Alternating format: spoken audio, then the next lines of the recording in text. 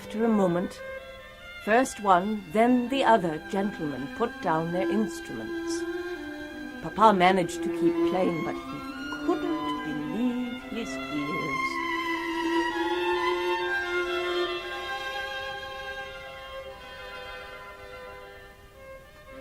Oh, my little brother was playing his part quite perfectly, without a single lesson. He wouldn't admit it, but I think Papa actually had tears in his eyes. But how did he do it? I don't really know, but I'll tell you what I think. I think there is music all around us all the time, but most of us can't hear it. Wolfgang Amadeus was special. His heart was completely open to everything around him, and somehow he could hear it. The melodies would come to him, and he would spin them out again for the rest of us to hear. Look, here's a tune. Do you recognize it?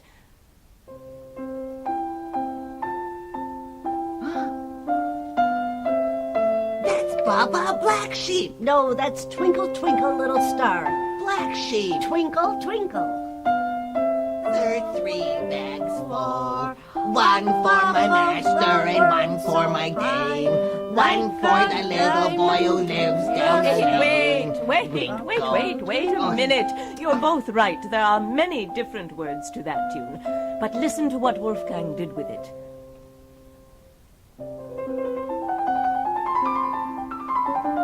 Hear how he just wraps notes around a tune to make it sparkle?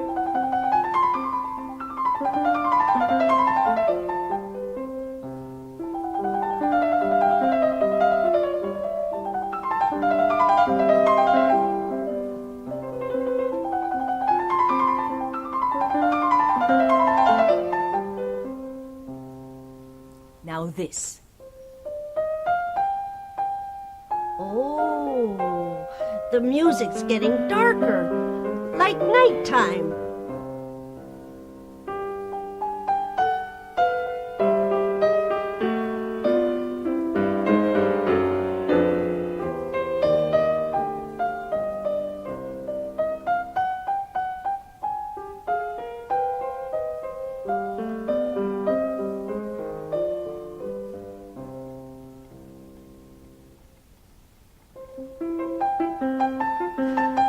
Sounds like bedtime. That doesn't sound like sleepy music to me. Oh, you know, when the floors are cold, you have to skip over them. Oh, right, and get your feet up off the floor fast, or it feels like ice. That's right.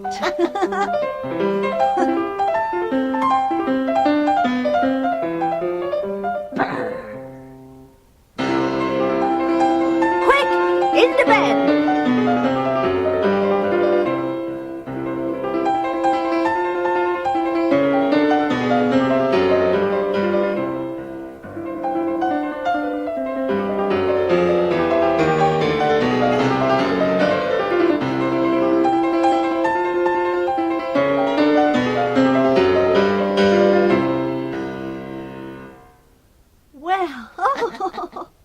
Yes, indeed. Your brother certainly wrote catchy music. Very catchy.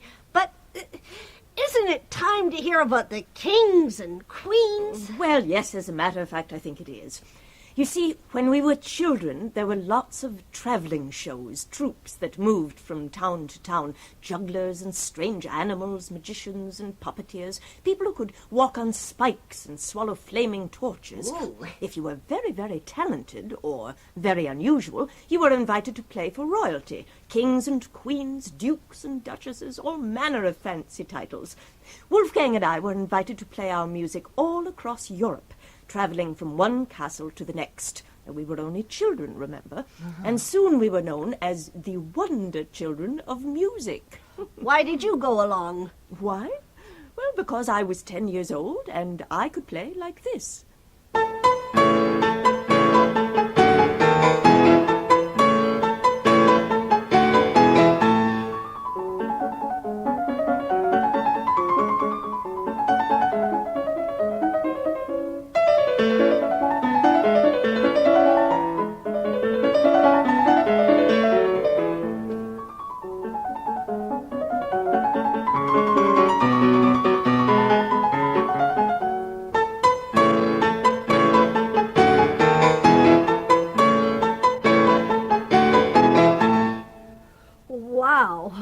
double wow. I know you won't think me immodest if I say that even though I never had Wolfgang's gift for composing, I was rather talented.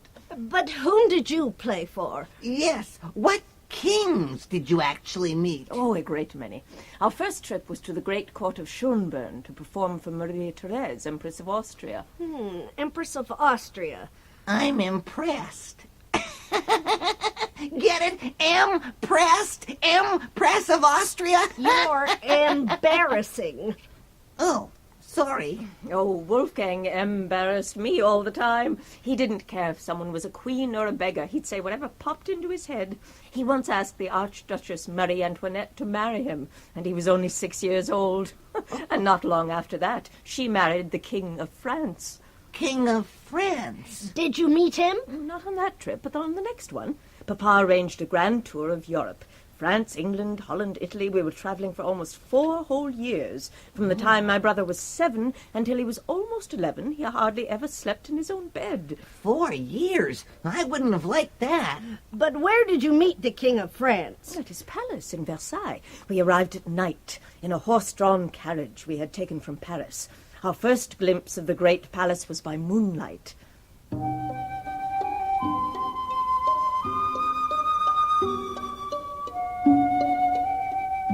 Listen, I can hear the horses' hooves clopping on the cobblestone.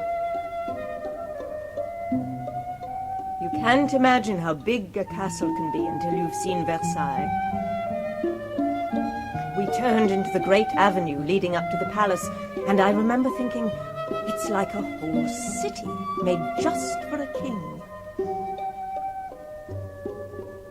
All the buildings face onto a huge courtyard full of coaches and horses, footmen and servants during the day, but at night empty and quiet, except for the royal guards. We got closer and closer, gliding by the stone fountains, with the trees just barely rustling in the wind. Nothing could prepare us for the splendor we saw inside the palace. Rooms and rooms and bigger rooms, lit by huge chandeliers of candles and crystal. Some of them were full of mirrors, and we could see ourselves as we walked across the long, polished floors, unable to believe the way everything glittered like gold and jewels. But the king himself, what was he like? And what was his name? Oh, that was Louis XV. And might he have had any other names? A nickname, perhaps? No, not that I can think of. Well, it certainly sounds like you had a wonderful time traveling from castle to castle playing for royalty. It was exciting, yes, and often fun, but it was very, very difficult as well. We rode in our carriage for hours and hours, and were very tired whenever we arrived. But sometimes we'd have to dress up immediately and go to perform. If that went well, we could stay visiting until late at night, when we were nearly exhausted, and always moving to the next town, the next country. Do you know, except for each other, we never really had any friends our own age. We were often tired and lonely. And sick. With all that traveling and not enough rest, we would often have colds or a fever. Once I had such a bad fever, Wolfgang had to play an important concert by himself. I was so ill, Papa was terrified I might die. Well, I got better, but then Mozart got sick and had to stay in bed for the next 4 months. He actually was blind for 9 whole days. Can you imagine? No, I can't really. Neither can I. Where we come from, you see, no one ever gets sick. We never get sick. That sounds like a wonderful place. Where is it? What's it called? Excuse us. Can we tell her we're from Ruken? Absolutely not. Top secret. What do we say? Make something up. You do it. You do it. I forget. You forget where you come from? Exactly. Well, no, I remember where I come from. I just can't remember what it's called. It happens from time to time. We forget things. Just like that. You wouldn't know the place anyway. No. Well, I must say the Historical Society has never sent anyone like you two. Highly unusual. Yes, well, can you tell us any more about the kings and queens? Were there any more that you knew? I'm afraid I can't tell you much more about kings and queens. Just what kind of report are you giving to the Historical Society? I think we have to tell her. Tell me what? Miss Mozart. Nannerl, please. Nannerl, we aren't really from the Historical Society.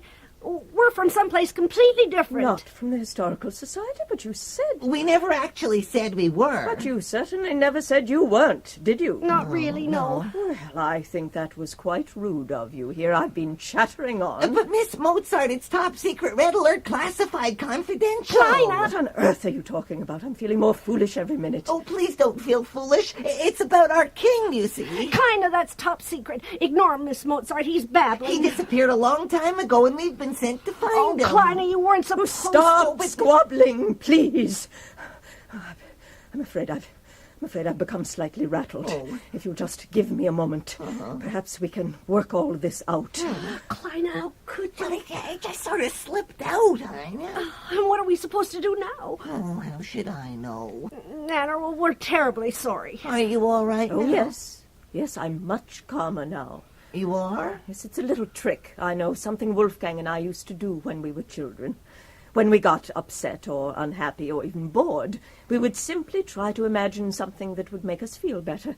Wolfgang actually made up a whole imaginary kingdom, a wonderful land where everything was good and safe and everyone who lived there was honest and loyal to him. And he called the land Rücken. Anyway, now why don't you two tell me the whole story from the beginning? Eine? Kleine? Is something wrong?